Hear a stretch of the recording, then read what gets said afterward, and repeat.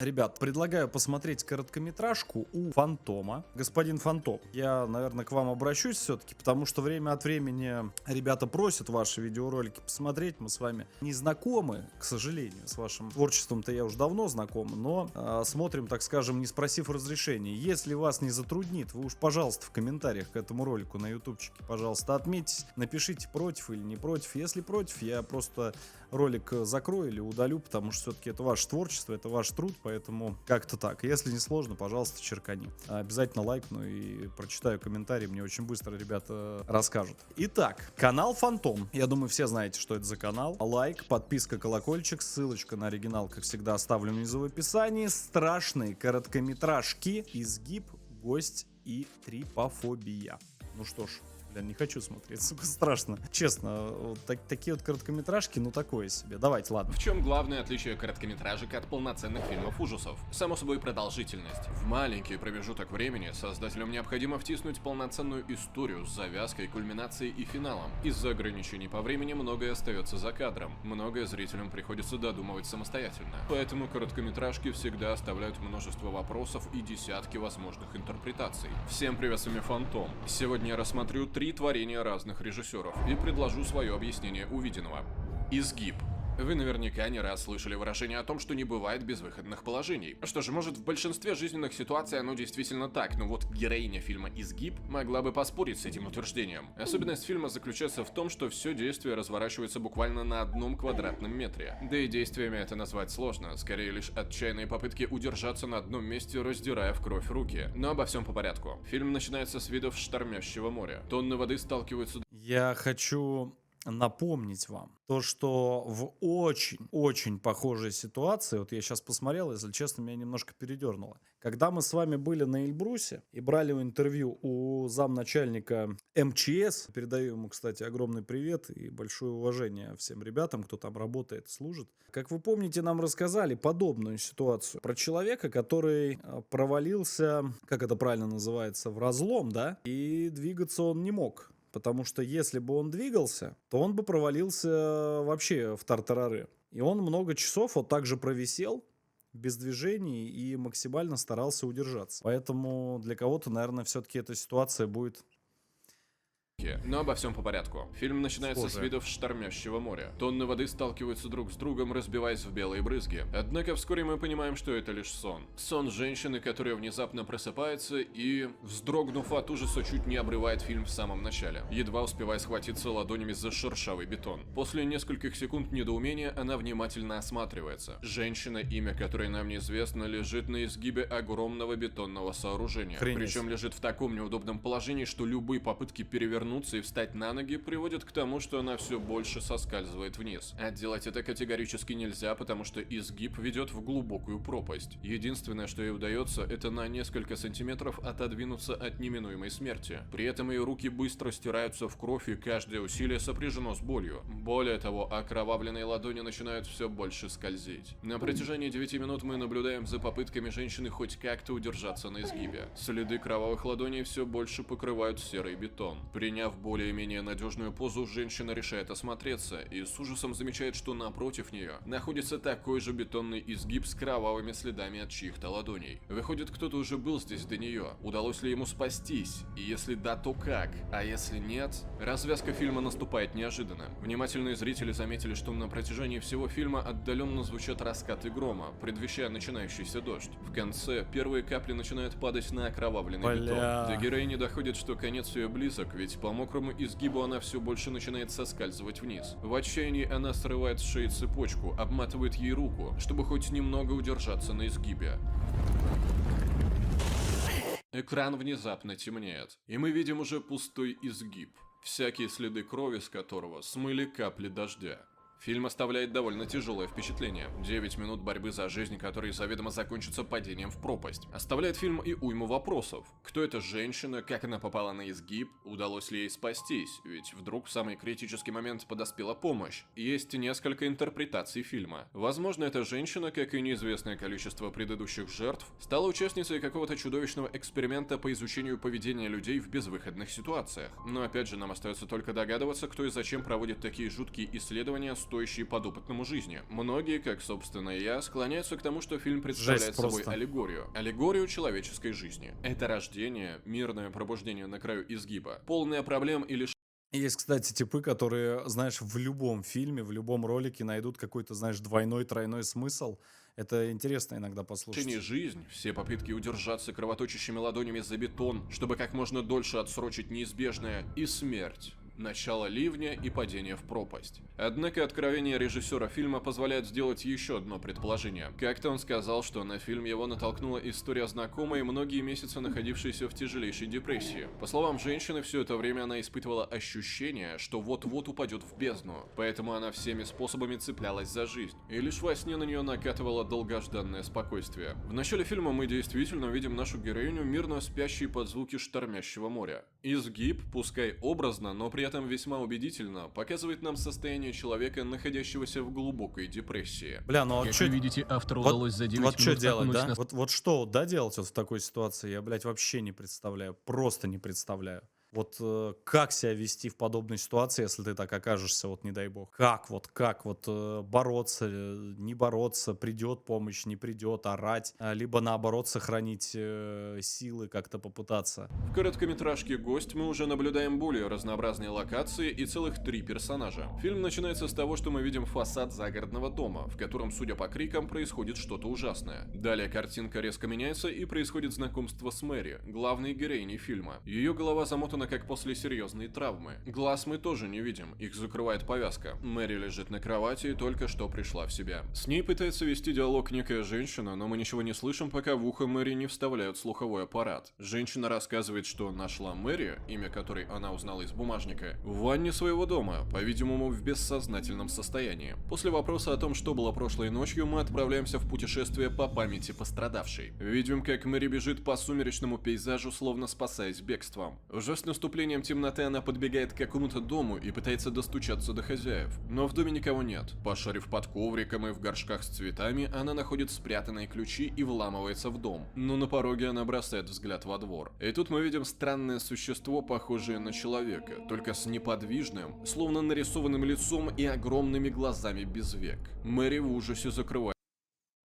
Молча взял веточку. Аккуратненько так на него смотришь, веточку вот так вот взял. Говоришь, значит так, блядь. А сейчас, говорит, ты, пучеглазый ты мой, кайфанешь по полной программе. За собой дверь. В доме она хватает кухонный нож и пытается спрятаться в ванной. Но это бесполезно. Спустя несколько секунд существо стоит уже рядом с ней и пристально на нее смотрит, не выражая никаких эмоций. Пытаясь убрать наваждение, женщина несколько раз зажмуривается и бьет себя по лицу. Но ничего не происходит. 2 огромных глаза все еще продолжают сверлить жертву. Так продолжается несколько минут, пока Мэри в отчаянии не хватает отбеливатель и не выливает его себе на глаза. С криком дикой боли она падает на пол ванны. С криком «Соси, суко!» Дац! Такой только... Алло, это полиция?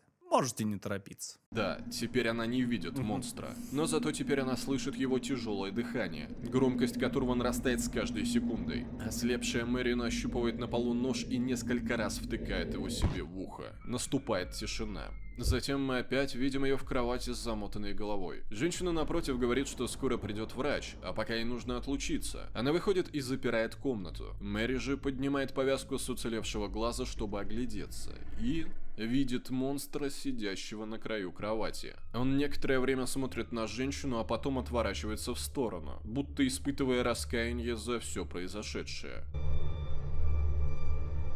Наиболее вероятное объяснение этого фильма в том, что Мэри страдает шизофренией. А все описанное произошло как раз во время обострения болезни. Ведь симптомами шизофрении могут быть зрительные, слуховые, обонятельные и даже тактильные галлюцинации, а также мания преследования. Вероятно, такой приступ произошел, когда женщина возвращалась с прогулки домой. Ей внезапно показалось, что ее преследует монстр, санитаров в пятую палату она и нашла в пустом доме. Причем особенность больных шизофрении в том, что им очень сложно определить истинную природу происходящего. будущего, то есть осознать, насколько реальна угроза. В эпизоде в ванной видение никуда не исчезает, поэтому воспаленный мозг Мэри приходит к радикальному решению, она лишает себя зрения и слуха. Тем не менее, один ее глаз уцелел, а слуховой аппарат позволяет хоть незначительно, но все же слышать окружающий мир. Поэтому монстр вместо того, чтобы отправиться на задворки подсознания, продолжает сидеть на краю кровати Мэри, пусть и с видом некого сожаления. Обратите еще внимание на уши монстра. Те же самые раны, что и у Мэри. Неужели она видит саму себя? Также кто-то усматривает в образе монстра отношение общества к людям с психическими заболеваниями. Как и пучеглазое существо, здоровые, готовые безразличные, даже с некоторым интересом,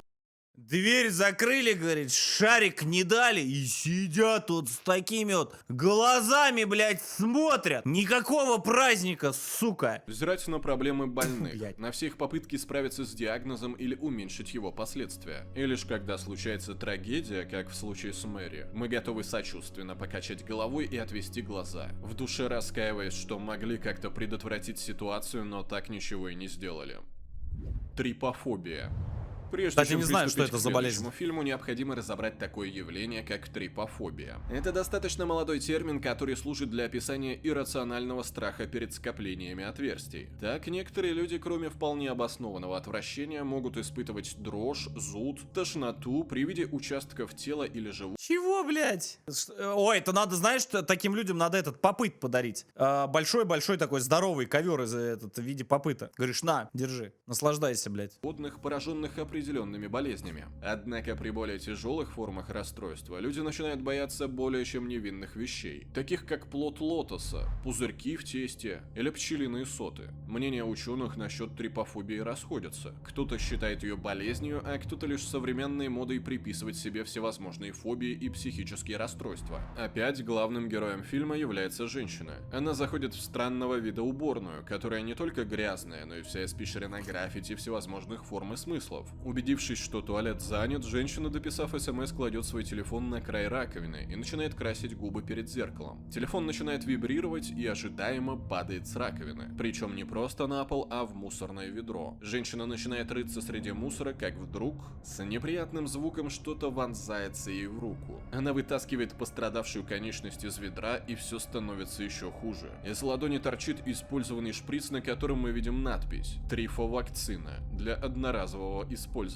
Наконец, догадавшись перевернуть мусорное ведро, женщина находит свой телефон и обращается к всезнающему Гуглу. Мы узнаем о том, что трифовирус – это смертельная болезнь. Он вызывает появление кластеров отверстий по всему телу. Вирус передается через физический контакт, слюну или кровь. Если вы вступили в контакт с вирусом, важно действовать очень быстро. Сначала вымойте предполагаемую область контакта теплой водой с мылом. Женщина мгновенно бросается выполнять рекомендации. Голос в телефоне тем временем продолжает. Многие жертвы сообщили о появлении кластеров отверстий в месте контакта. Женщина медленно поворачивает руку ладонью к себе. И тут всем, кто диагностировал у себя трипофобию, рекомендуется отойти от экрана, поскольку дальше будет только хуже.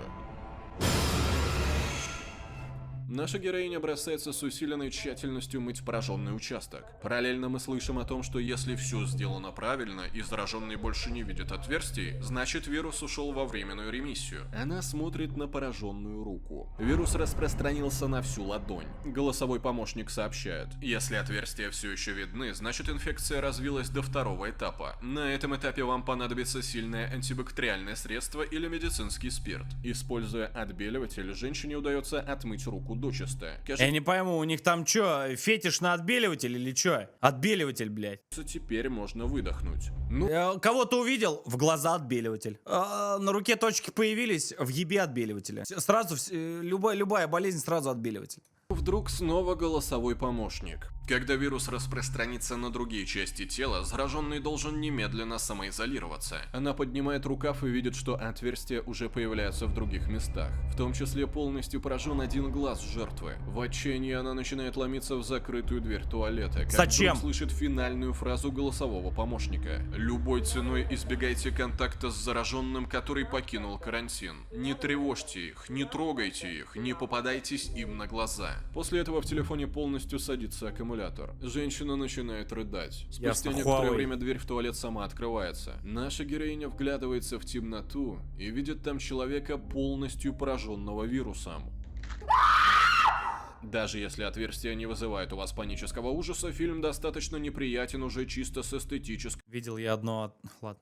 стороны. Здесь вам и отвратительная уборная, в которой лишний раз даже не хочется прикасаться к грязным стенам, и малоприятный эпизод с поиском телефона среди мусора, и вид шприца, торчащего из руки. Множество мелких деталей создают общее неприятное впечатление. А так я, конечно, себя в фильме увидел. В туалете все открываю только с ноги, локтя, пачку салфеток с собой ношу, чтоб ничего не трогать. А если тронул, то да, все, начинается шиза. А если в каком-то туалете нет мыла, супер шиза. Выхожу и начинаю это мыло требовать, а иначе чувствую, как зараза от рук распространяется по всему моему телу. Вот такой вот звездец. Как мы видим на примере этих трех работ, для того, чтобы сделать фильм страшным, вовсе не обязательно населять его пришельцами, ордами каннибалов-мутантов или призрачными девочками из колодца. Все страхи живут в нашей голове. Депрессия, шизофрения, какие-то фобии – все это может превращать жизни некоторых людей в кошмар среди бела дня. И такие фильмы помогают хоть немного почувствовать себя в их шкуре. И, возможно, самим понять их состояние и стать чуточку добрее. С вами был Фантом. Пишите в комментариях, какие еще короткометражки мне стоит разобрать. И подписывайтесь на канал. Всем удачи и пока. Блять. Это, конечно, люто. Это такие, я не знаю, болезни. Это просто забейте.